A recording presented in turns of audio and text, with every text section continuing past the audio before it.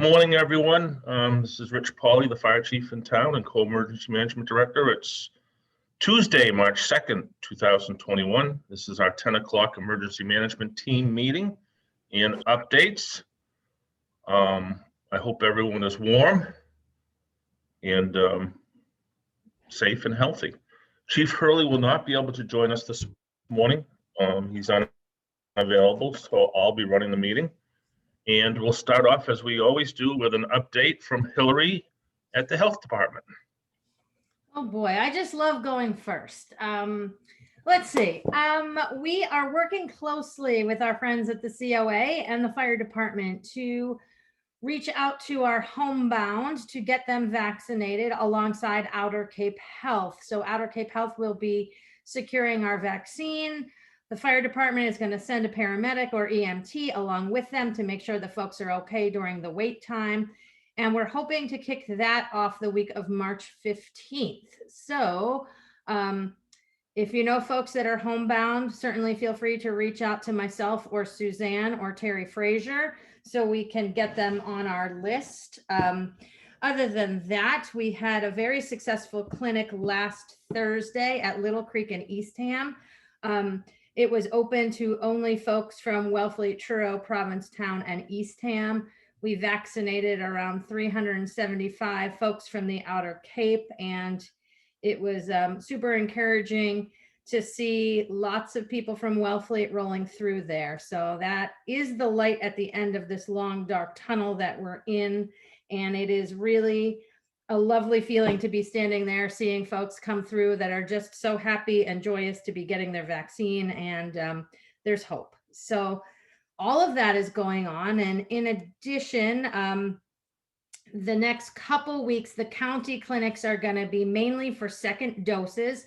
So if folks out there listening got a dose at Little Creek 3 weeks ago or at the Melody Tent, they should have received a link in their email.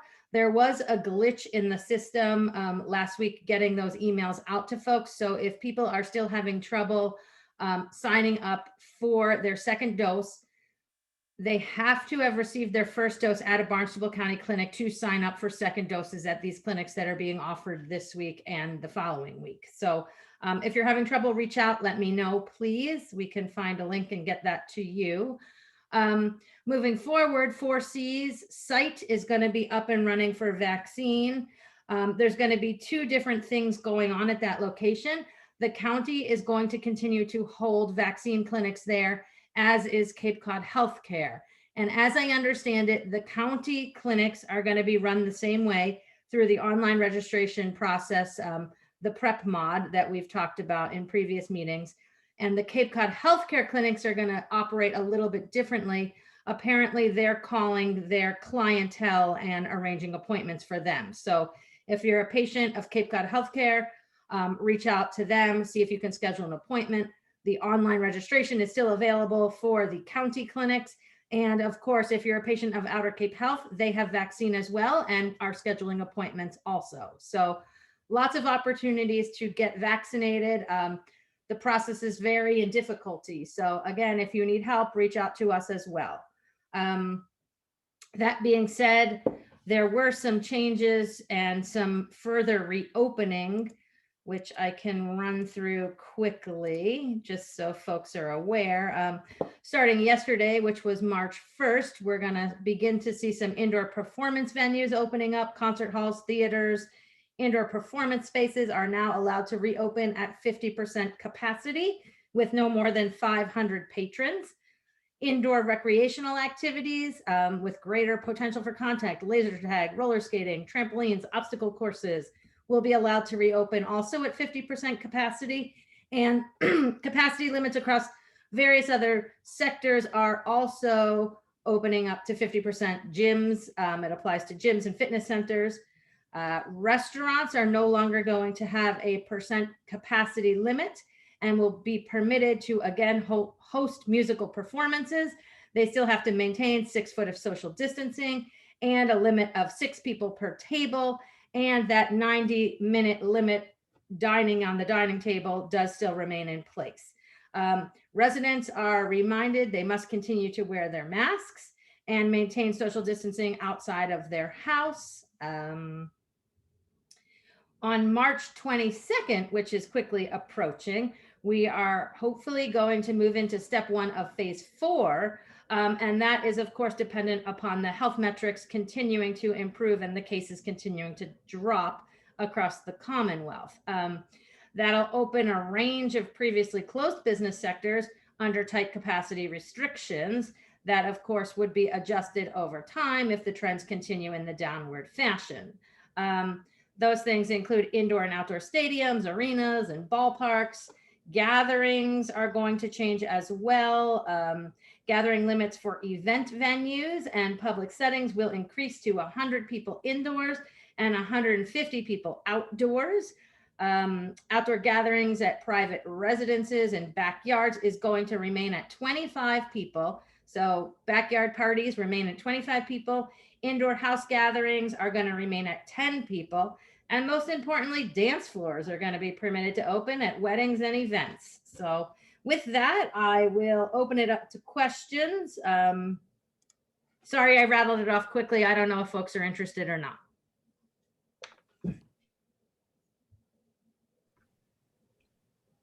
Rebecca, do you see any questions for Hillary? Yes, Helen has her hand raised. Big surprise. Thank you, Hillary. Every single thing you say is important. I have 3 questions, and the first one to me is the most important. So I got my first shot, that's good, and I got it at Outer Cape Health, and I didn't do it by doing anything online. I simply called up and got an appointment because I'm old and not necessarily smart, just old. And I also automatically got the same day a date for my second shot. Here comes the question. All over the country, vaccine is more available than it was, but not always. Is there some assurance that people who have gotten the first shot are going to find that there is vaccine available for the second shot at right around the time they need to get their booster, their second shot? Do you know anything about that? Yes, absolutely. For the county-run clinics, those are the ones I'm most familiar with. We receive a second dose for those patrons that got the first dose. So wherever folks got their first dose is where they should be going to get their second dose, because your second dose goes to that location. Now you can choose another location, but it's going to be difficult. You know, the county clinics have second doses. We only have enough for those that got their first dose at the county clinic. So we only have enough to give second doses to those folks at this time. So if people got their first dose at Gillette, their best bet is to go back to Gillette for their second dose. They may be able to slide in with Cape Cod Healthcare, but it depends on what variety of the vaccine they got and who's offering what. So okay, I'll just keep it to one more question. I'll keep it to one more question. So the clinic in Eastham for Outer Cape people, particularly those who, you know, would have a harder time getting somewhere farther away, is something like that going to happen again? Yes. So it is the clinic in Eastham. Yes. The clinic in Eastham, once we wrap up second doses, we're doing second doses this week. Then next week, we don't have anything scheduled at this time. Then we will circle back on the third week to do second doses for the clinic that we held last Friday. After that, we will continue to hold a clinic on the Outer Cape. I think the difficult thing is that the governor has ordered all of us holding clinics to open it up to anybody and everyone. So it will be open to folks from all over Cape Cod at this moment, unless we can find a way to do something different again. But there will be a clinic there. Okay. And I'm just making a statement that is half a question. So I've got a date, March 23rd, for my second shot of Moderna at Outer Cape Health. There is a very, very good chance that they will have that vaccine at that time. That's a question. Yes, It's a absolutely. statement. Yes, You yes, see what I'm saying? yes. They will Okay, have- I thought I heard that. Thank you very much. You're welcome. Thank you. Thank you, Helen. Everything that I've read through the daily updates from DPH, the county, the Fire Chiefs Association of Massachusetts, is indicating that second shots or second vaccines for people's individual second shots are in the queue and basically in stock. There has not been, to my knowledge, at least in Massachusetts, any problem with that to this day or any deviation. So just for assurances. I forgot one thing. Go ahead. We still have 6 active cases in town. So for the past 2 weeks, we have 6 active cases, which seems to be the norm for us right now. And of course, the Johnson & Johnson vaccine was just approved. So that's going to come into the fold as well, which is the 1 dose, which seems like a little bit less of a nightmare to get into people. So I think that's all I've got. Okay, thank you. Any other questions for Hillary? I'm not seeing any hands raised. Okay. Is there anyone here from Outer Cape Health? I don't think so. I'm looking at the screen. Nope. Okay. All right, thank you. From that point, we'll move on to Public Works for any COVID-19 updates. Good morning, Jay. Good morning, Chief. As far as the DPW is concerned, we don't have any critical COVID-19 updates, so we'll be on the call for any questions. Any questions for Jay? No hands raised. Thanks, Rebecca. Moving on to Community Services. Ms. Thomas, good morning, Suzanne. Good morning, Chief. I have nothing to report because Hillary fully covered our COVID-related activities in the last few weeks. Okay. Any questions for Suzanne?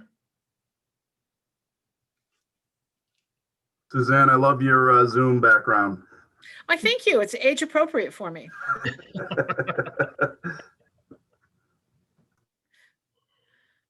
No hands raised, Chief. All right. Moving on to the Rec Department. Hello, Becky. Good morning, Chief. I really don't have any COVID-19 updates. People should just check our website for all the programming. We're working real hard on a live Easter celebration with Preservation Hall. And so we're happy that the regulations are opening up a bit and may allow us to do that. But as far as COVID-19, we're all set at the Rec Department. Nobody's been sick, no contact tracing lately. So I'll just take questions if there are any.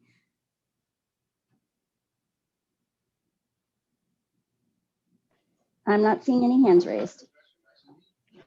Okay, thanks, Becky. Good morning, Jennifer. How's things at the library? Things are great at the library. I don't have anything new to report. I do have a meeting with the other Outer Cape library directors on Friday. So I'm sure all of this, we will discuss all of this new regulation stuff, although we've always been on the cautious side of cautious with this. And maybe I'll have something to report next time we get together. Okay, thanks, Jennifer. Any questions for Jennifer? I'm not seeing any. All right. Going to move on to Shellfish Department. Good morning, Nancy. Hi, sorry, just running in off the tide. Nothing to report this week. Thank you. Any questions for Nancy? Nope.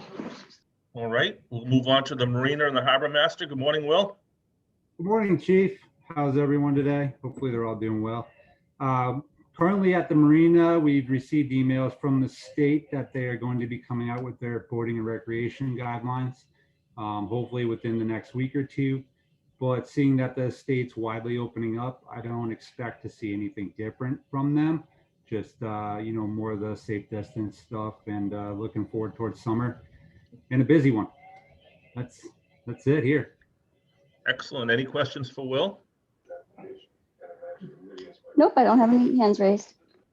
Okay, thank you. Just a couple of quick things from the fire department again. We're working very closely. We had an excellent meeting with representatives of Outer Cape Health, with the Council on Aging, with Suzanne and Terry, and certainly with Hillary. We had a really productive meeting late yesterday afternoon about this, trying to affect a beginning of getting homebound folks in the community vaccinated. So that's working. We're working as rapidly as we can on that. And I have great expectations that it's going to be pretty successful. And then, so we're training our paramedics to be able to offer the vaccine as a backup to the nursing staff. And as more and more of the vaccines become available, should booster shots be needed in the fall, town employees. So we're working on that, and I'm pleased to report that. The only other thing is to echo what Will just said. Every indication, I've been chatting with folks at the Chamber of Commerce, both at the local level and at the Cape level. I have full expectations. We're going to have a very, very busy spring, summer, and fall season.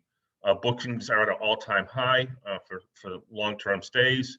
And it just seems to me that people are very COVID weary, which I understand. And I think, as Hillary said, we are beginning to see the light at the end of the tunnel. So I am very optimistic about that. And those of you that know me that I'm not a very optimistic person for the most part. So everyone just please be patient. And I do see some real improvements as to where we're at and where we're going. If anyone has any questions for me, I'm more than happy to take them. Dan Silverman has his hand raised. Good morning, all. It's only peripherally COVID related, but yesterday was the 8th anniversary of Chief Pauly being sworn in as my successor. I just want to congratulate him. I also want to congratulate all of the leadership of town in terms of what a fantastic job you've done providing public information and keeping our town safe during this pandemic. So congratulations, Chief, and congratulations to you all. Thank you, Chief. I forgot it was the anniversary. Time flies. I knew it was sometime in the last week, but time has gone by quickly. But I appreciate your kind words. Lieutenant LaRocco, good morning. Good morning, everyone. Chief, Helen Miranda Wilson has her hand raised. I don't know if she wants sorry. to ask you a question before. Go ahead, Helen. Yes, Chief Pauly, I beg to differ.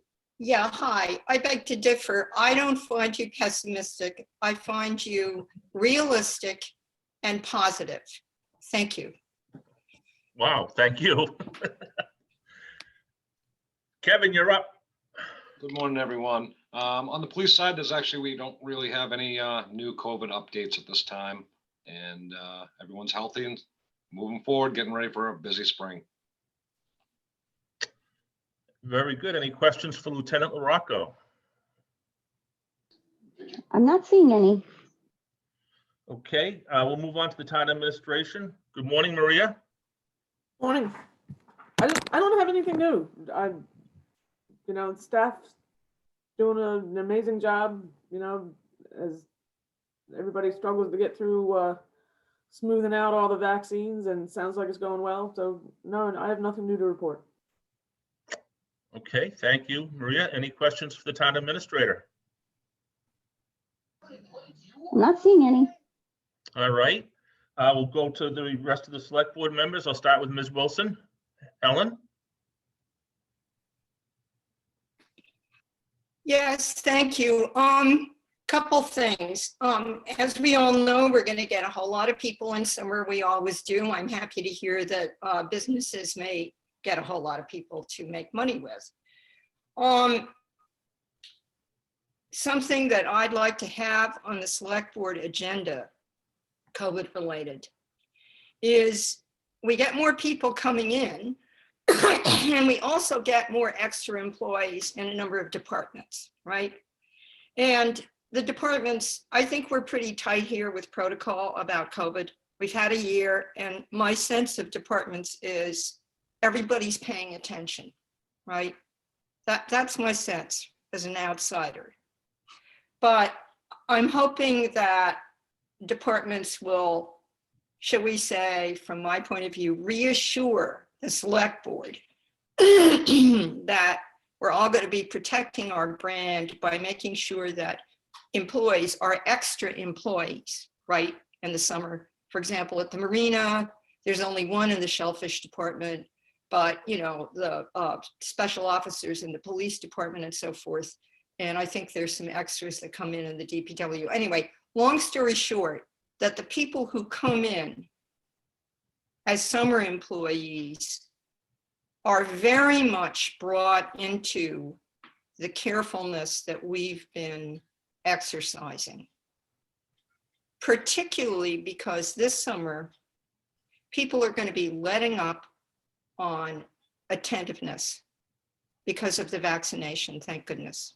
So I just wanted to say that, and to say I hope for some kind of, brief agenda item with the select board and departments. Maybe it could just be a memorandum, acknowledging this new situation in what is an annual normal situation. Thank you. Thank you, Helen. Your point is well taken. I have already had some initial discussions with Suzanne, and particularly her folks with the lifeguards, and also with Chief Hurley with the summer officers. And I from my perspective, this is still, these folks need to be just as well protected as the rest of the staff of the town. And I think that, with the team that we have here, we're going to make sure that that does happen.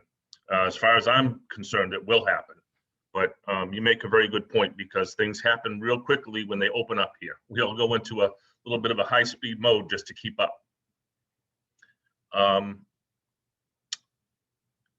I see Mr. Curley on the call, and I don't see any other select board members. Good morning, Ryan. Morning. Nothing to add. Thank you. Okay. Rebecca, do you see any other questions? I do not. All right. Well, everyone, I thank you for your time and your attention. As I said, I think we're seeing start to see the light at the end of the tunnel. Chief, I'm sorry to interrupt you. Trudy has her hand up. Okay, go ahead, Trudy. Hi. I'm here to provide an update of, could you guys turn your volumes down? Sorry, getting a little feedback. We at Common Table are going to be winding down our services on March 19th. We have always counted this as a COVID-related endeavor, and it's been highly successful. We've, by the 19th, we're over a year of providing meals to those in need. And at this point, we're all getting vaccines. It's a full year later. We're used to our protocols. We're used to our safe distancing. People are out and about. Some of our recipients are people who are going to always be in need. And that's something that I would hope that the town can start to look more closely at. They're not always elders. They're not always met by services. And we've discovered a really interesting and broad demographic of our community that is not being addressed. And we're happy to have been able to serve those people. I think by the time we shut down, we will have served over 21,000 meals, which is a lot when you put this in context.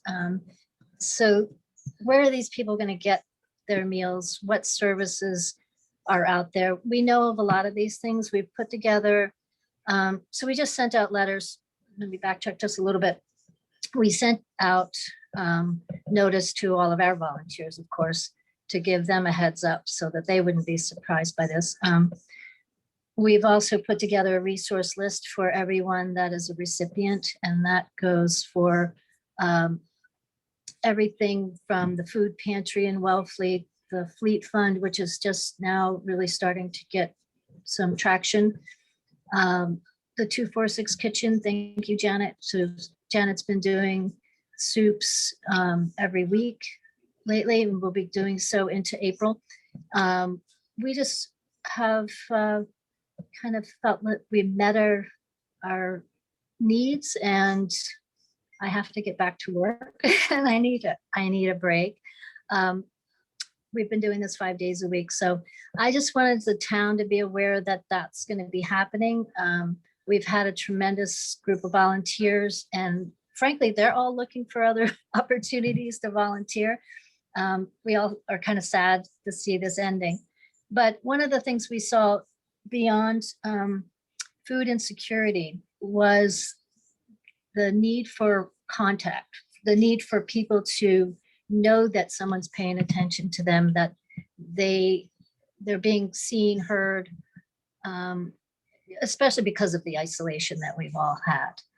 I don't know if Janet has anything to add to this. Janet Drohan, she made me aware of the meeting today, but we felt it was important to get the word out to all of you as well. So that's all I had to say. Thank you. Thank you. Thank you, Trudy. You're welcome. Good morning, Janet.